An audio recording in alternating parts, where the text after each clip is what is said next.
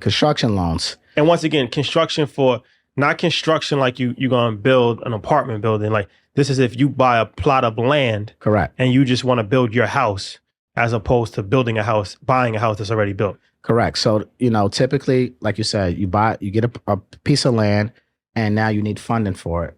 So there's two ways you can go about it. If you're the consumer, if you're the home buyer, you can buy the land or cash, which I would recommend. Whether it's cash or you use a credit card, whatever means you find to buy that piece of land, because I feel like this is the easiest way to do a construction loan. And then now you go to the bank to get a construction to permanent loan, where now that construction permanent loan is basically treated like a refinance now, because since you already own the property. Mm-hmm. So there's no rush, right, to get your plans and your permits and things of that nature. Because with most construction loans, when you're talking primary residences, which this conversation is about, the bank is only going to give you a construction time of 9 to 12 months. So we all know permits can take 6 months.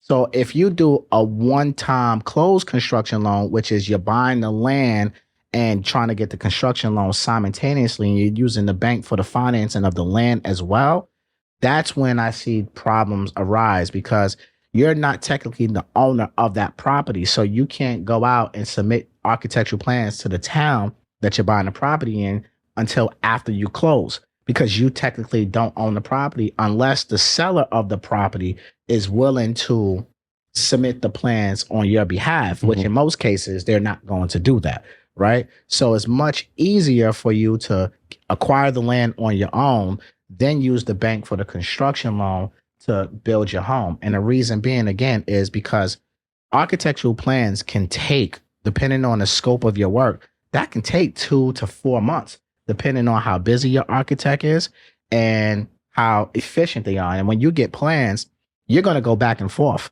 to adjust things of that nature. So if you're doing a one-time close to construction, that means you're in contract and you have a time clock already to close with the seller, right? They don't want to sit there and wait 4 or 5 months for you to get your plans together before you close. So again, that can cause a delay and it can cause some strain between you and the seller. Now, if you got an architect who's on it, they can get you plans in 30 days. Cool. You can do the one-time close.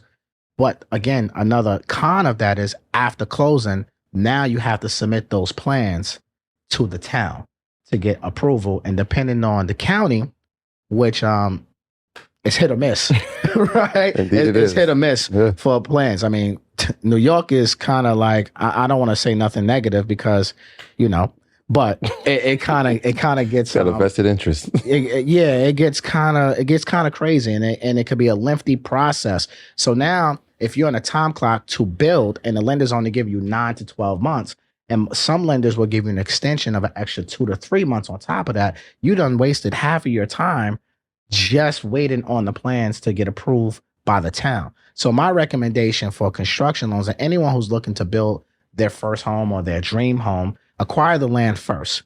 Acquire the land first. Have a dope ass architect who understands the urgency of what you're looking to do. Get your plans and everything drawn up, because you already have the home now or the land, so you don't have to rush. And now, once you have your plans submitted, then apply for your construction loan, because now it's more like a refinance. There's no time clock. There's no sellers. You can take 4 months to close. It doesn't matter. And once your plans get approved, then close on your construction loan. Then boom, you can start your construction pretty much immediately. Yeah. So let's talk about the other way, when you have a lender that will do both, give you the construction loan for building it, and then actually having the house built itself, right? So there's two pieces. You're paying for both. And I think the misconception, this is something we kind of learned through the process, like you get that time frame to build, and you do that with your builder, and they'll say it's between 6 to 12 months we can get this house built. Correct. Right? But you're at the mercy of the town. Correct. Right? Because and the builder. And the builder and the engineers. Correct. And the architects. Correct. But you're paying for a house that you may not even live in, right? Because sometimes the building process may take 16 months. Absolutely. And so like for a year, you might be paying interest, but after that 12 months, now you're going to be paying that full loan. So talk about that and the importance of having residual income in situations like this. Yeah. So when you get a construction loan, first, it's an interest during the construction period. It's interest only payments. So, like you say, you're going to be paying a mortgage payment. You have to pay your property taxes. You have to pay your homeowner's insurance and builder's insurance. You're going to need builder's insurance as well to protect yourself on that end. But yeah, you're going to have a payment. So if it drags out, you know, and the lender says, okay, now it's time to convert from the construction to permanent.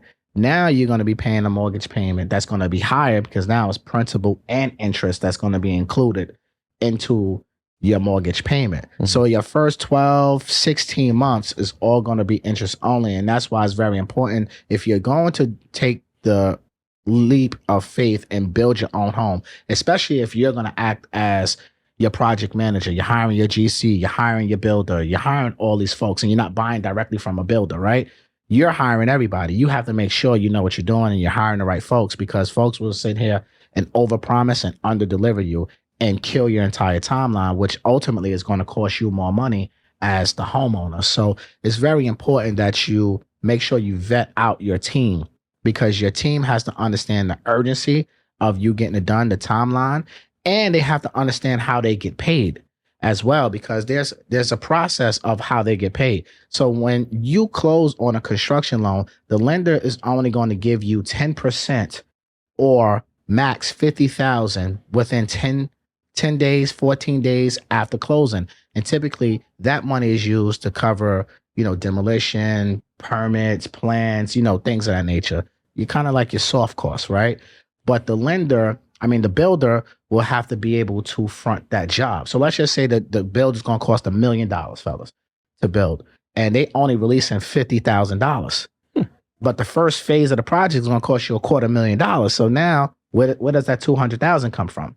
Right? That $200,000 has to come from the builder. They have to be in position to start that job, complete phase one. Then the lender will send out an inspector to inspect, phase one, to make sure all T's are crossed, I's are dotted. And then the inspector will go back to the bank and say, okay, you can release the draw of $200,000.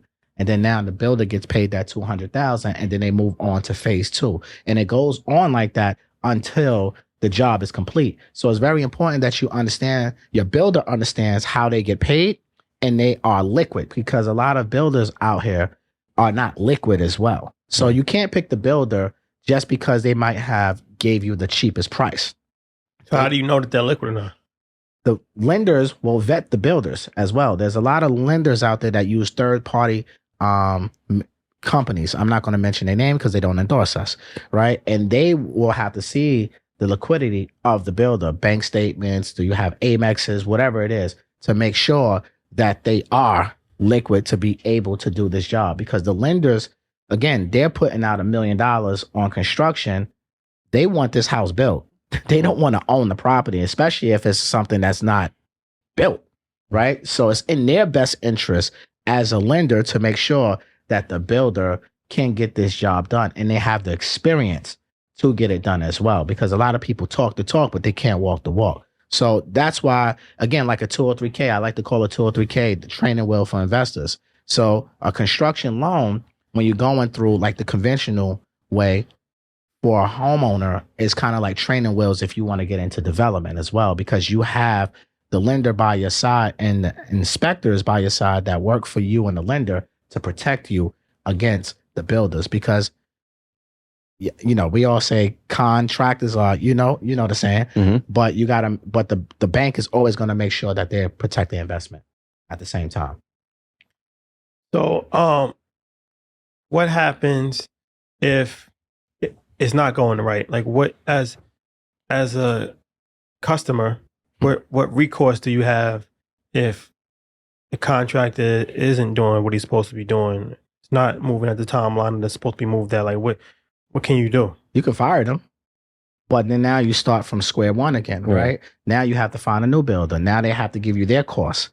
Now that's new paperwork that has to get submitted to the bank, right? So it's a whole process that if you're doing this post-closing, right? You're doing it post-closing and you're already in your project. It's like anything. If you do a bathroom over in your house and you don't like the contractor and you fired them, now the new contractor is going to come in and say, well, their work is not good, so now I've got to tear all their work down and restart it over again. So now the cost will be more than what you anticipated. So you have to weigh out what's the opportunity cost really of me firing my contractor right now or my builder at the phase that I'm in right now, because I'm already started, and it can wind up costing you more money. Now, if they're just negligent and they're just disrespectful and they're not really there, then obviously you're going to have no choice, but you got to handle your business because you are a CEO. This is real estate, right? So you have to fire them, but understand there's going to be now a whole new vetting process that now the lender is going to have to do.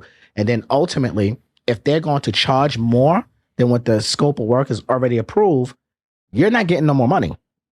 So where's that extra money? If they're going to charge you extra 50, 100K, where's that extra money coming from? It's coming from you because you decided to fire them. So it's best while you're in the underwriting process, if you're going to make any changes with your contract or your builder, it's best to do it while you're in the process, because if they come with a higher scope of work, then you can protect yourself easier and reapply, or not reapply, but you can ask for or request to see if you can get more of an approval to compensate for that extra monies. So you just have to make sure, again, vetting out your people to make sure that they are who they say they are. If I'm looking to build a new property and I'm trying to find land, I know you can vet everybody on that side, but is there any way or is there a database that you can vet the town engineer or the county engineer or the building department? Is there any way to do that? Because a lot of times, and we've seen it personally, like they're the ones that are holding up the whole thing,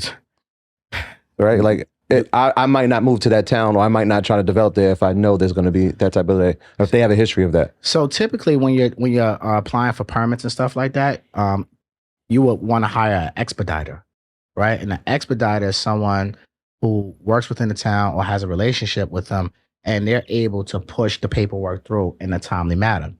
But ultimately, again, it's relationships, right? Like if you hire a great architect and they have good relationships within the town because they're doing a lot of business and they're doing a lot of jobs, then they might not need to hire an expediter because they know Mary Sue over here in this department and their sons go to soccer together, right? So they can have that type of conversation and kind of try to get things pushed through, but that's hit or miss as well. So no, is there a way to vet?